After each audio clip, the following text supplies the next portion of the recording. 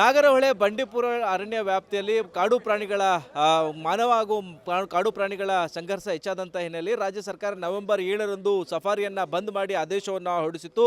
ಇದೀಗ ಕೆಲವೊಂದು ಟಫ್ ರೂಲ್ಸ್ಗಳ ಸೂಚನೆಯ ಮೇರೆಗೆ ಇದೀಗ ಸಫಾರಿ ಆರಂಭಕ್ಕೆ ಇದೀಗ ಸೂಚನೆಯನ್ನು ರಾಜ್ಯ ಅರಣ್ಯ ಇಲಾಖೆಯ ಸಚಿವರು ನೀಡಿದ್ದಾರೆ. ಒಂದಷ್ಟು ನಿಯಮಗಳನ್ನು ಸಡಿಲಿಕೆ ಮಾಡಿ ರೂಲ್ಸನ್ನು ಏನು ಸಫಾರಿ ಆರಂಭ ಮಾಡೋದಕ್ಕೆ ಅನುಮತಿಯನ್ನು ಕೊಟ್ಟಿದ್ದಾರೆ.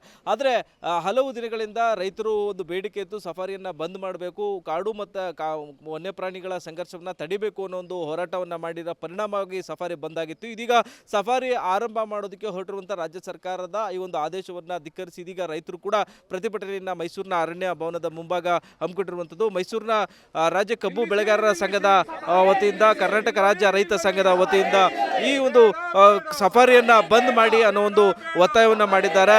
ಯಾಕಂದರೆ ಕಾಡು ಮತ್ತು ವನ್ಯಪ್ರಾಣಿಗಳ ಸಂಘರ್ಷದಿಂದಾಗಿ ಸಾಕಷ್ಟು ರೈತರು ಪ್ರಾಣವನ್ನು ಕಳೆದುಕೊಂಡಿದ್ದಾರೆ. ಇದರ ಮಧ್ಯದಲ್ಲೂ ಕೂಡ ಈಗ ಅರಣ್ಯ ಇಲಾಖೆ ಸಫಾರಿಯನ್ನು ಆರಂಭ ಮಾಡಿರೋದಕ್ಕೆ ರಾಜ್ಯ ರೈತ ಸಂಘ ವಿರೋಧವನ್ನು ವ್ಯಕ್ತಪಡಿಸಿದರೆ, ರೈತರು ಏನು ಅರಣ್ಯ ಭವನಕ್ಕೆ ಮುತ್ತಿಗೆಯನ್ನು ಹಾಕುವ ಮೂಲಕವಾಗಿ ಸಫಾರಿಯನ್ನು ಯಾವುದೇ ಕಾರಣಕ್ಕೂ ಕೂಡ ಆರಂಭ ಮಾಡಬಾರ್ದು ಅನ್ನೋ ಒಂದು ಒತ್ತಾಯವನ್ನು ರೈತ ಸಂಘದ ಹೋರಾಟಗಾರರಾದಂಥ ಭಾಗ್ಯರಾಜ್ ಅವರ ನೇತೃತ್ವದಲ್ಲಿ ರೈತರು ಪ್ರತಿಭಟನೆಯನ್ನು ಮಾಡ್ತಿದ್ದಾರೆ. ನನ್ನೊಟ್ಟಿಗೆ ರೈತ ಸಂಘದ ಹೋರಾಟಗಾರರಾಗಿರ್ತಕ್ಕಂಥ ಭಾಗ್ಯರಾಜ್ ಇದ್ದಾರೆ, ಅವ್ರನ್ನ ಮಾತನಾಡಿಸೋಣ. ಸರ್, ಈಗ ಪ್ರತಿಭಟನೆಯನ್ನು ಮಾಡಿದ್ರಿ ಸಫಾರಿಯನ್ನು ಬಂದ್ ಮಾಡಬೇಕು ಅಂತ. ಇದೀಗ ಸಫಾರಿ ಆರಂಭ ಮಾಡೋದಕ್ಕೆ ರಾಜ್ಯ ಸರ್ಕಾರ ಹೊರಟಿದೆ, ಈಗಲೂ ಕೂಡ ಪ್ರತಿಭಟನೆಯನ್ನು ಮಾಡ್ತಾ ಇದ್ದೀರಿ. ಯಾವ ರೀತಿ ನಿಮ್ಮ ಪ್ರತಿಭಟನೆ ಸರ್ಕಾರಕ್ಕೆ ತಟ್ಟುತ್ತೆ ಅಂತ? ಆರಂಭ ಅಂತಕ್ಕಂಥ ಪ್ರಶ್ನೆನೇ ಇಲ್ಲ, ಸಫಾರಿ ಬೇಕಿಲ್ಲ ಅಂತ ಹೇಳ್ತಾ ಇರೋದು ನಾವು. ಈ ಅವಿವೇಕಿಗಳು ಒಂದಷ್ಟು ಜನ ಅರಣ್ಯ ಇಲಾಖೆಯಲ್ಲಿ ಎಂಜಲ್ ತಿನ್ನೋರಿದ್ದಾರೆ, ಸರ್ಕಾರದಲ್ಲಿ ಒಂದಷ್ಟು ಜನ ಬೂಟ್ ನೆಕ್ಕವರಿದ್ದಾರೆ. ರೆಸಾರ್ಟ್ ಮಾಲೀಕರು, ಬಂಡವಾಳಶಾಹಿಗಳು, ಶ್ರೀಮಂತರ ಕಾಲ್ ಬೂಟ್ ನೆಕ್ಕವರಿದ್ದಾರೆ. ಈ ಅವಿವೇಕಿಗಳು ಏನು ಮಾಡ್ತಾ ಇದ್ದಾರೆ, ರೆಸಾರ್ಟ್ ನೆಪದಲ್ಲಿ ಬಂಡವಾಳಶಾಹಿಗಳು, ಶ್ರೀಮಂತರು ಮತ್ತು ಮಂತ್ರಿಗಳು, MLAಗಳ ಮಕ್ಕಳು, ಅಧಿಕಾರಿಗಳ ಮಕ್ಕಳು ಮೋಜು ಮಸ್ತಿ ಮಾಡಲಿಕ್ಕೆ ಕಾಡಿನೊಳಗಡೆ ಅವಕಾಶ ಕೊಟ್ಟು ರೈತರ ಮಕ್ಕಳನ್ನ ಸಮಾಧಿ ಮೇಲೆ ಆ ಹಣದಿಂದ ಸರ್ಕಾರ ಗ್ಯಾರಂಟಿ ಸರ್ಕಾರ ನಡೆಸೋಕ್ಕೆ ಸಿದ್ದರಾಮಯ್ಯ. ಆ ಸಿದ್ದರಾಮಯ್ಯನ ಪೂರಕವಾಗಿ ಈ ಈಶ್ವರ್ ಖಂಡ್ರೆ ಪಿಟೀಲ್ ಬಾರಿಸ್ತಾವನೆ. ಏನಂತ ಸಫಾರಿ ನಡೆಸ್ತೀವಿ ಅಂತಂತ ಪಿಟೀಲ್ ಬಿಡ್ತಾವನೆ. ಈ ಗಿಟೀಲ್ ನಡೆಯಲ್ಲ ಈಶ್ವರ್ ಖಂಡ್ರೆ ಅವರೇ. ನಿಮ್ಮ ಪಿಟೀಲ್ ಏನಿದ್ರು ಸಿದ್ದರಾಮಯ್ಯ ತಾವು ಮಾತಾಡ್ಕೊಳ್ಳಿ. ನಮ್ಮ ಹತ್ರ ಇರ್ತಕ್ಕಂಥದ್ದು ಏಕ್ದಮ್ ದಂಡಮ್ ದಶಗುಣಂ. ನಾವಿವತ್ತು ಸಾಂಕೇತಿಕವಾಗಿ ಸರ್ಕಾರಕ್ಕೆ ಎಚ್ಚರಿಕೆ ಕೊಟ್ಟಿದ್ದೀವಿ, ಯಾವುದೇ ಕಾರಣಕ್ಕೂ ಸಫಾರಿ ಆರಂಭ ಅಂತಕ್ಕಂಥ ಪದವೇ ಇಲ್ಲ. ಸಫಾರಿ ಅಲ್ಲಿ ನಡಿಬಾರ್ದು. ನಡಿಬೇಕು ಅಂತ ಹೇಳಿದ್ರೆ ಕಾಡು ಮಂತ್ರಿ ಇದೆಯಲ್ಲಪ್ಪ ನೀನು, ಮೈಸೂರು ಜಿಲ್ಲಾ ಮಂತ್ರಿ, ಚಾಮರಾಜನಗರ ಜಿಲ್ಲಾ ಮಂತ್ರಿ, ಇಲ್ಲಿ ಚುನಾಯಿತ ಪ್ರತಿನಿಧಿಗಳು ಕಳೆದ 5 ತಿಂಗಳಲ್ಲಿ ಚಾಮರಾಜನಗರಲ್ಲಿ ಸಭೆ ಮಾಡಿ ನಮ್ಮ ಜೊತೆ ಕೂತ್ಕೊಂಡು ಚರ್ಚೆ ಮಾಡಿದ್ರಲ್ಲ, ಬನ್ನಿ ಚರ್ಚೆ ಮಾಡಿರಿ ನಮ್ಮ ಮುಂದೆ, ಆಮೇಲೆ ಮಾಡಿರಿ ನಿಮ್ಮ ಸಫಾರಿನ ಗಿಫಾರಿ ನೋಡ್ತೀವಿ. ಆಗ ಸುಪಾರಿ ಯಾರು ಕೊಡ್ತೀರಿ, ಸಫಾರಿ ಯಾರು ಮಾಡ್ತೀರಿ, ಸುಪಾರಿ ನಾವು ಯಾರು ಕೊಡ್ತೀವಿ ಗೊತ್ತಾಯ್ತಾಗ. ಆದ್ದರಿಂದ ಯಾವುದೇ ಕಾರಣಕ್ಕೂ ಸಫಾರಿಯನ್ನು ಪ್ರಾರಂಭ ಮಾಡ್ತಕ್ಕಂಥದ್ದು ಇರಬಾರ್ದು. ಸಫಾರಿ ಅಂತಕ್ಕಂಥ ಆರಂಭದ ಪದವೇ ಇಲ್ಲ, ಅಂತೂ ಇಲ್ಲ, ಪದವೇ ಇಲ್ಲ. ಯಾವುದೇ ಕಾರಣಕ್ಕೂ ಸಫಾರಿ ಆಗಬಾರ್ದು. ಆಯಿತು ಅಂತ ಹೇಳಿದ್ರೆ ಜೈಲು ಬರೋ ಚಳುವಳಿ ಇಲ್ಲ, ಲಾಠಿ ಚಾರ್ಜ್ ಅಲ್ಲ, ನಿನ್ನ ಗುಂಡಿಗೂ ಎದುರಲ್ಲ, ನಿನ್ನ ದಂಡಿಗೂ ಎದುರಲ್ಲ, ಈ ಪೊಲೀಸ್ಗೂ ಎದುರಲ್ಲ. ನಿಮಗೆಲ್ಲ ಸಂಬಳ ಕೊಡೋರು ನಾವು ಕೂಡ ಸಂಬಳ ತಗೊಂಡು ನಮ್ಮ ಮೇಲೆ ಗುಂಡು ಹಾಕೊಂಡು ಲಾಠಿ ತಗೊಂಡು ಬೂಟ್ ತಗೊಂಬರ್ತೀವಿ ಅಂದರೆ ನಮಗೆ ಗೊತ್ತು ತಾಕತ್ತಿದೆ. ಯಾಕೆ ಅಂತ ಹೇಳಿದ್ರೆ ಈ ದೇಶಕ್ಕೆ ಅನ್ನ ಕೊಡ್ತಕ್ಕಂಥ ರೈತನ್ನ ಸಮಾಧಿ ಮೇಲೆ ಗೋರಿ ಕಟ್ಟಿ ಆ ರೈತನ ಮಕ್ಕಳನ್ನ ಮುಂಡೇರು ಮಾಡಿ ನೀ ಸರ್ಕಾರ ಮಾಡಿ ಗೃಹಲಕ್ಷ್ಮಿ ಕೊಡ್ತೀನಿ ಅಂತ ಹೇಳಿದ್ರೆ ಇದು ಯಾವ ಮಾತು ಸಿದ್ದರಾಮಯ್ಯನವರೇ? ಆದ್ದರಿಂದ ಸಫಾರಿ ಅಂತಕ್ಕಂಥದ್ದು ಆರಂಭದ ಪ್ರಶ್ನೆ ಇಲ್ಲ.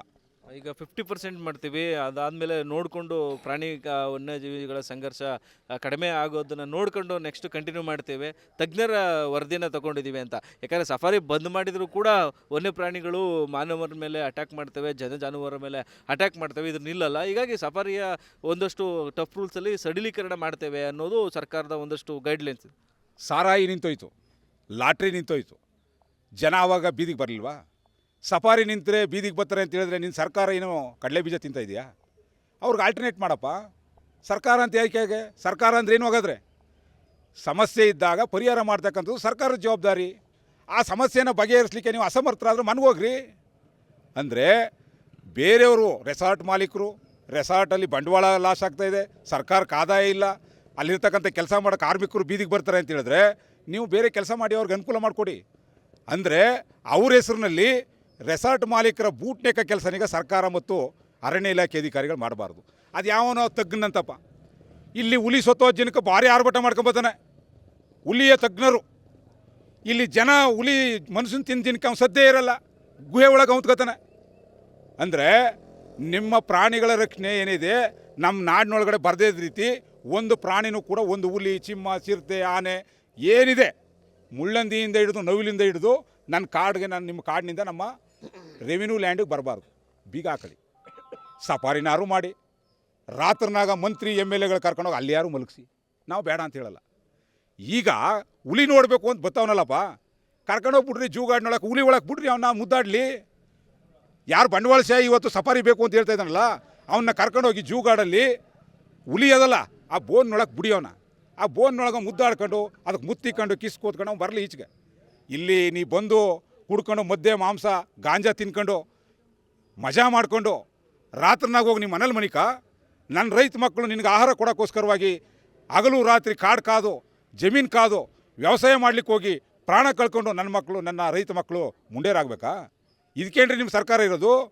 ಈಶ್ವರ್ ಖಂಡ್ರೆ ಅವರೇ, ಖಡಕ್ಕಾಗಿ ಹೇಳ್ತಾ ಇದ್ದೀವಿ, ಆರಂಭದ ಮಾತಿಲ್ಲ. ಸಫಾರಿ ನಿಮಗೆ ಕನಸು, ಯಾವುದೇ ಕಾರಣಕ್ಕೂ ಮಾಡಲಿಕ್ಕೆ ನೀವು ಹೋಗಬಾರ್ದು ಅಂತ ನಿರ್ಧಾರಕ್ಕೆ ಕೈ ಹಾಕಿದ್ರೆ ಜೇನುಗೂಡು ಕೈ ಹಾಕದಾಗಿದೆ ಅಂತೇಳಿ ಈ ಮೂಲಕ ಎಚ್ಚರಿಕೆ ಕೊಡ್ತೇನೆ. ಇದು ರೈತ ಹೋರಾಟಗಾರರ ಮಾತು. ಬಹಳ ಮುಖ್ಯವಾಗಿ ಸಫಾರಿ ಆರಂಭಕ್ಕೆ ಗ್ರೀನ್ ಸಿಗ್ನಲ್ ಕೊಟ್ಟಿರುವಂಥ ರಾಜ್ಯ ಸರ್ಕಾರದ ನಡೆಯನ್ನು ವಿರೋಧಿಸಿ ಇವತ್ತು ಪ್ರತಿಭಟನೆಯನ್ನು ಮಾಡ್ತಿದ್ದಾರೆ. ಜೈಲ್ ಬರೋ ಚಳವಳಿ ಜೊತೆಗೆ ಗೋಲಿಬಾರ್ ಆದರೂ ಕೂಡ ನಾವು ದಕ್ಕೋಲ್ಲ.